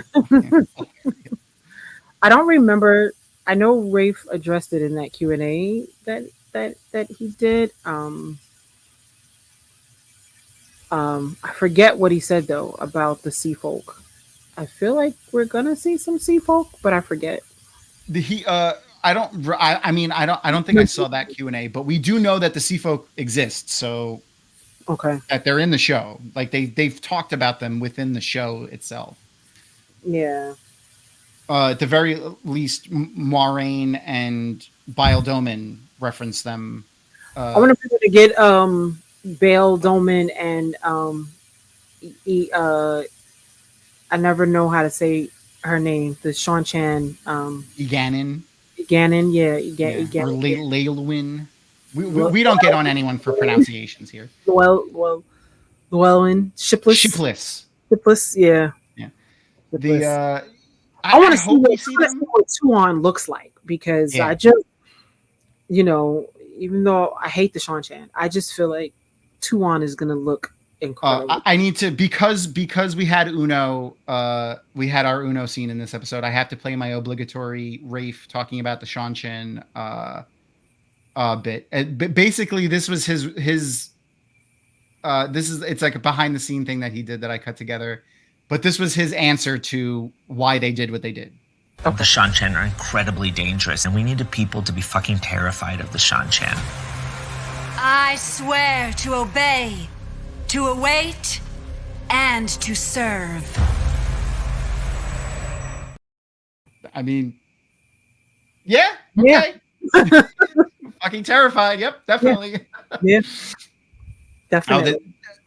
Are you mean? Oh yeah, the Torm. Yeah, I hope we get all. I hope we get all those. Looking forward to the Grome and the the Grome, all and of the Coralum. The Coralum were the birds, and the toe rocking, and yeah, all of those things. I was looking forward to seeing that.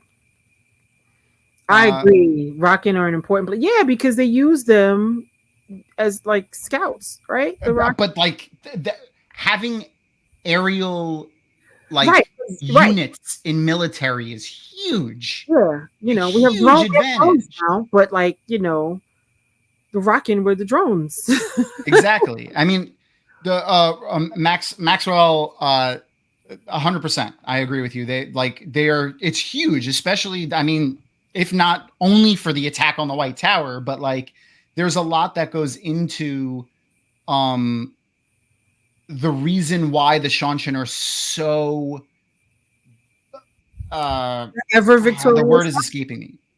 They're the ever victorious army, right? Yeah, but how easily they stomp on the Randland freaking forces is because they literally have aerial soldiers that they can fly into behind enemy lines and land and put Damane on it and have Yeah. Damane flying over, fields of combat, casting weaves and stuff from the air. Like that's a huge advantage and one of the major reasons they win a lot. It was such a big deal when they started using traveling as remember when they started using traveling as ways to look down.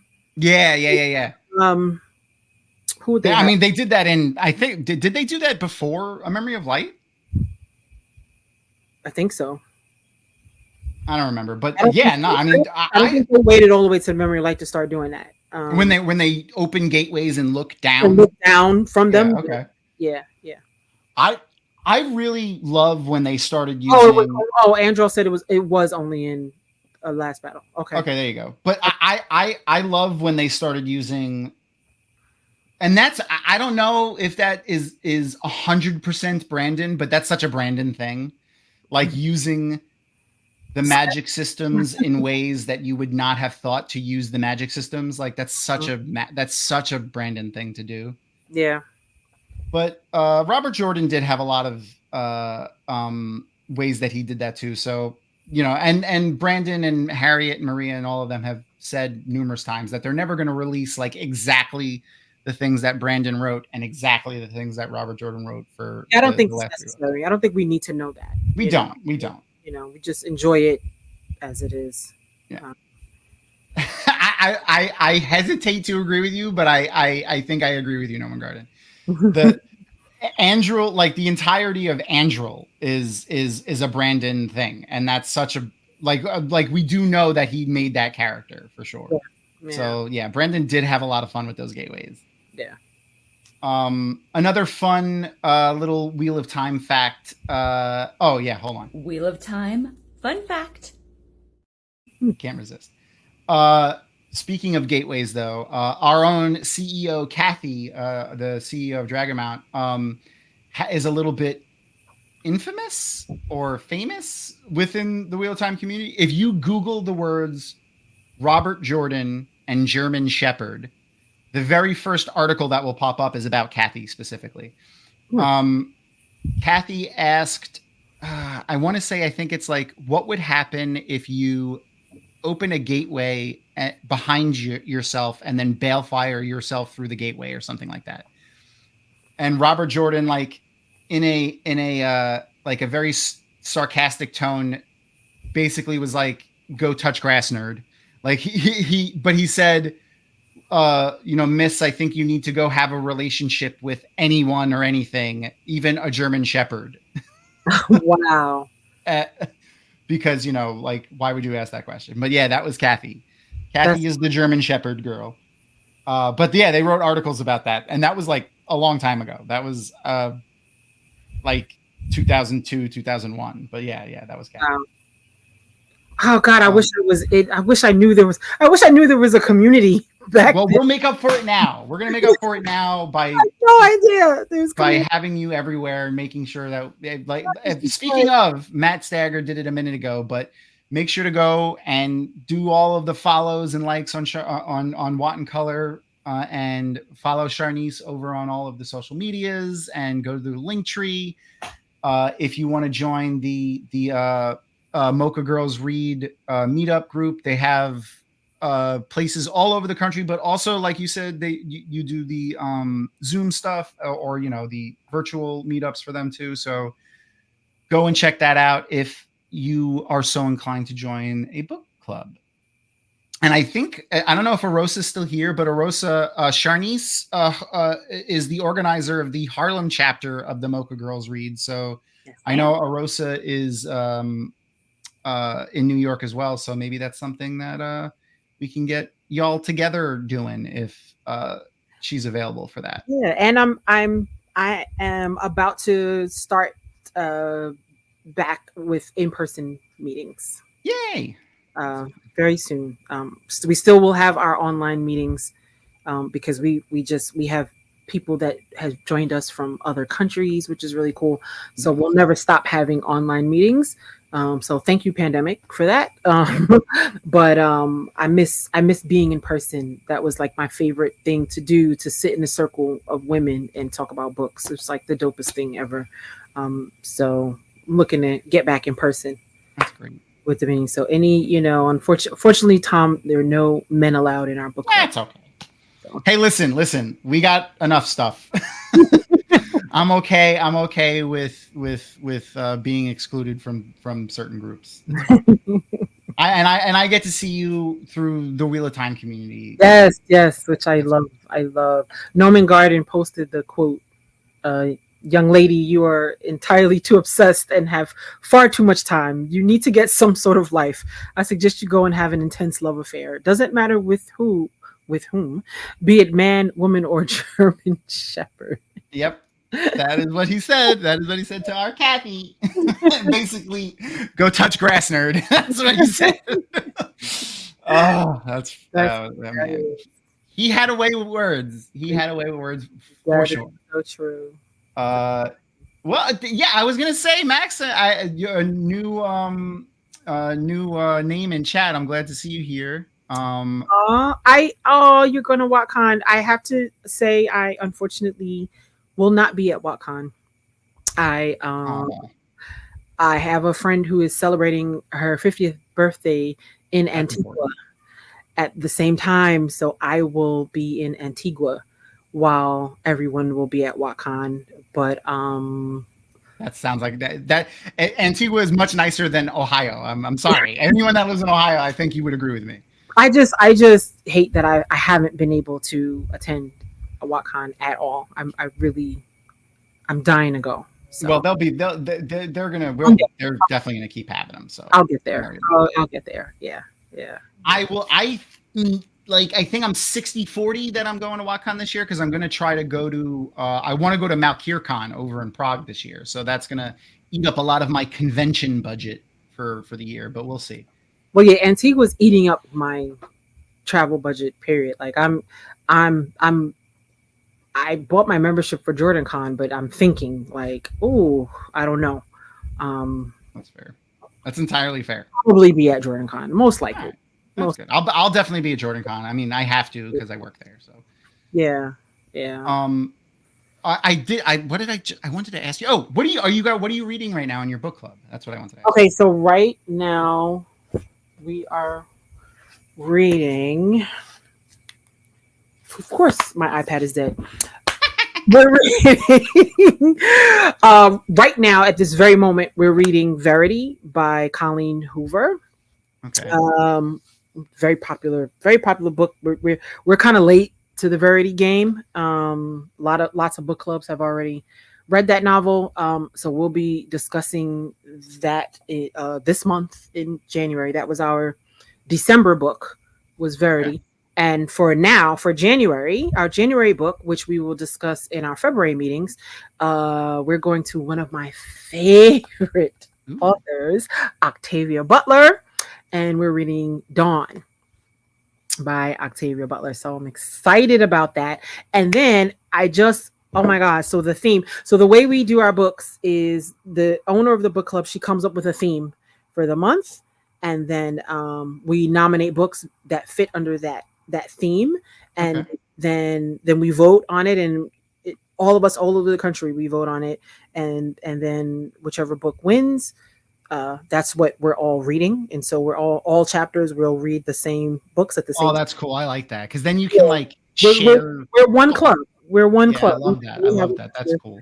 So the theme for February, which we're going to talk about in our March meetings, is called Black Magic, and it's any book written by a Black author with the element of magic, witchcraft, or voodoo in the plot. And I can't wait. I can't wait to whatever book that's going to be is probably going to be really dope. So I'm thinking of New Orleans, voodoo, Santeria stuff. Mm-hmm. Not because I'm here for all the witchcraft and the voodoo. Me too. The magic, So. I'm a little bit of a Disney nerd. I'm not huge into Disney properties, but Dr. Facilier and Maleficent are two of my favorite Disney characters. And Dr. Facilier is all the New Orleans voodoo stuff. So that's fantastic. Yeah, yeah.